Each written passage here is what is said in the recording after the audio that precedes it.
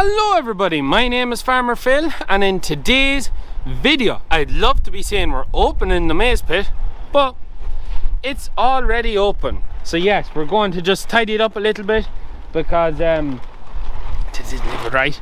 But I was away doing something. I come back, they had it open, and we've been feeding now 2 or 3 days into it now, and I got some facts on how much is there and that. So we'll have a look, we'll see how it's done, and we'll see how this polyhedron is done. But so yeah, I don't get to open it, but that's the maize. It is incredibly windy, so I'm hoping the mic, I have my good mic on, and it's a big test to it now. If it doesn't work, this will be a voiceover. So we have our maize opened, so our protective sheet, we're keeping that rolled, and we're cutting then our oxygen barrier. And has the oxygen barrier worked? Well, you can see there, that's perfect, but the real testament is in the edge there. That is absolutely perfect. Even you pull that back there, that's perfect. So it's over, I think it's 2.5 or 3 weeks now since we cut it, and this is it. The oxygen barrier worked perfect. There's no waste there, so that we're safe. Like, Father Phil was so, like, I can't describe how pessimistic he was about that working. Like, incredibly pessimistic. In his mind there was no way that was going to work. It's worked on that side. We're just going to tidy up this corner now and see what it's like. This side is the side that wouldn't have got the best rolling because it's hard to get in next to the wall with the shed. So we're going to just tidy that up, and we're going to get her sandbags, because they didn't put them back on it, and leave them on that to stop that from rolling down and keep the weight on it to stop wind blowing up under it. So we're just going to time lapse that there and get that corner tidy up and see what it's like.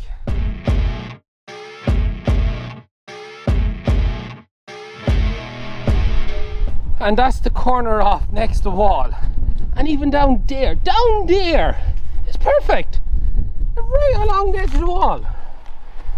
That's madness. That's madness. I knew from seeing that side and that, because look, it has been opened, that was clean. I was like, yeah, that's clean, but how about this corner? And we hadn't even peeked under it. It's perfect.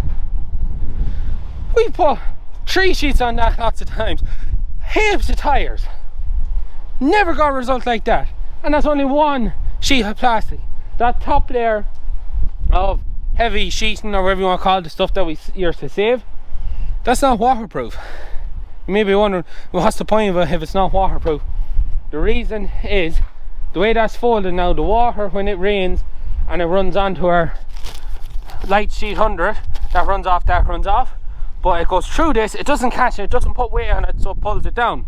Because this morning when I come in, the whole lot was on the ground because they'd rolled the whole lot up in a ball. So I straightened out a bit of it so we could get this feeding done. We've 1 more diet feeder to go in.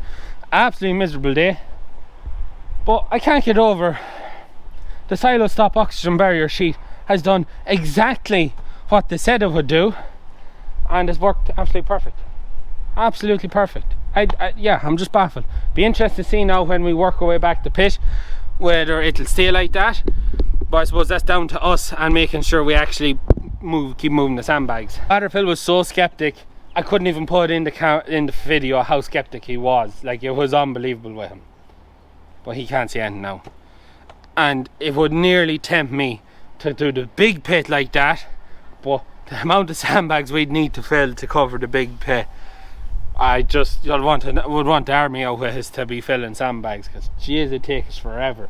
If it took 100 sandbags to do that, the other pit is 4 times, maybe 5 times the size of it, so take a lot more. And why didn't we put the oxygen sheet under the sidewalls, so put down the oxygen, then put the sidewall sheet on top of it? We read the instructions and it said sidewalls, then oxygen barrier.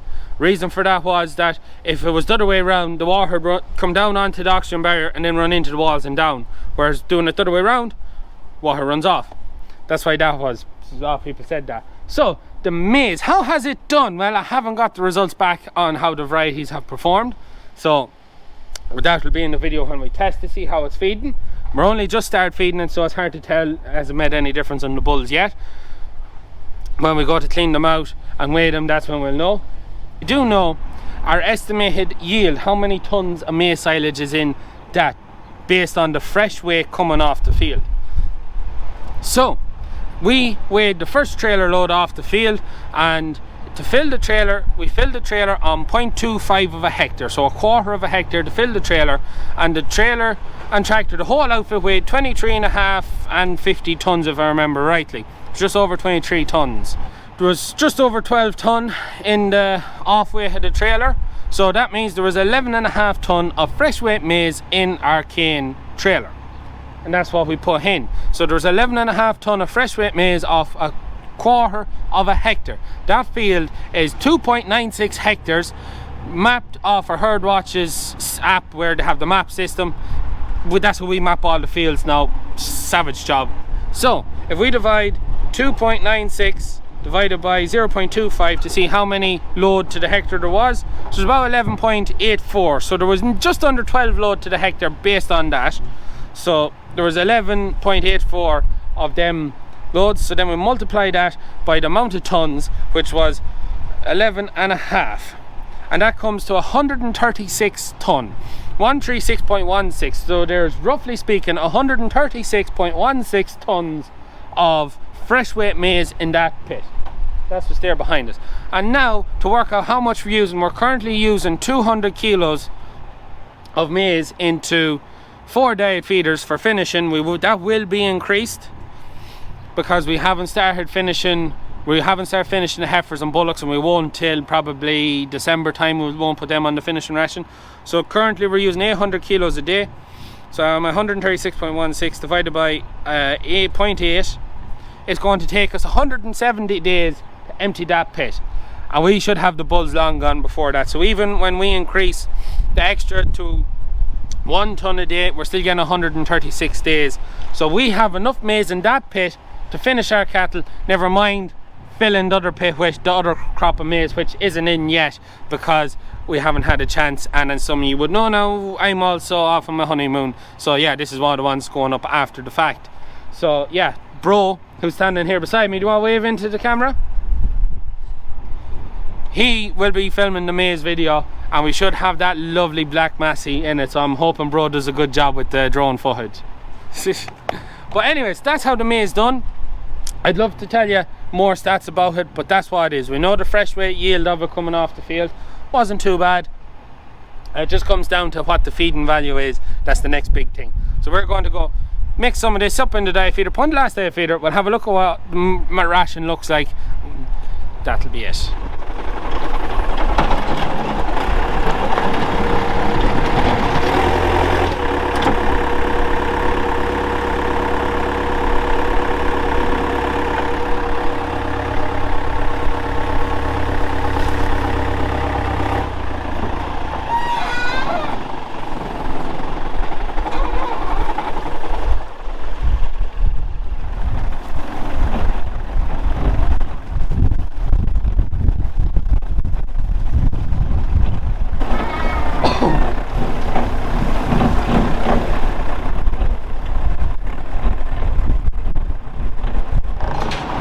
So there it is coming out, and this is what we are feeding them. Fluffiness in the way, and that is what they're eating at the minute. So you can see maize, you can see all the grain, the straw, and there's silage there in it too. So it's silage, whole crop wheat, barley, beans, oats, maize. Yeah, and there's a speckled part, and they're loving it. And he's a big boy, so he is. He's a big boy. They're doing lovely there now, so they're doing lovely. Just, when we get them cleaned out, that's when I really know how well they're doing. That's all I'm waiting for. It's nice. It's easy to say they're doing well, but hunt like and put weights on it, I don't really know. I'm only guessing. But that's the ration. So all that's left to go into that is the sugar beet whenever we get it pulled. And the way the weather is, it's raining again. Quite miserable, but the way that is now, it's a matter of when the bee harvester's fixed, we'll start pulling, and we'll pull as we need when we get going, and we won't harvest the entire field till we get the first frost, so the plants stop growing, so they won't grow in a pile and start rotting and acting the maggot. So yeah, we get this bee harvester going, and we get these lads on sugar beet so we can push them on real hard and get a good job done in them. But that's really it. A nice short sweet video of the maize. can't believe how well it's kept in the shed. It's done, I think it's done all right. Look, I didn't even look up how many tons or yields or fresh weights or what that was in comparison to anyone else. But I'm happy enough. There's enough in that pit to finish our cattle without touching the other pit, which we'll probably keep by to start bulls on earlier for next cycle maybe, or we'll use it. We'll see how, it's all a learning curve. We'll see how it goes as the year progresses. But anyway, hope you enjoyed today's video. If you have any comments, always leave them in the description, in the comments down below. That is it for me. Please like and subscribe to the channel. Videos every Tuesday, Thursday and Sunday. Good luck.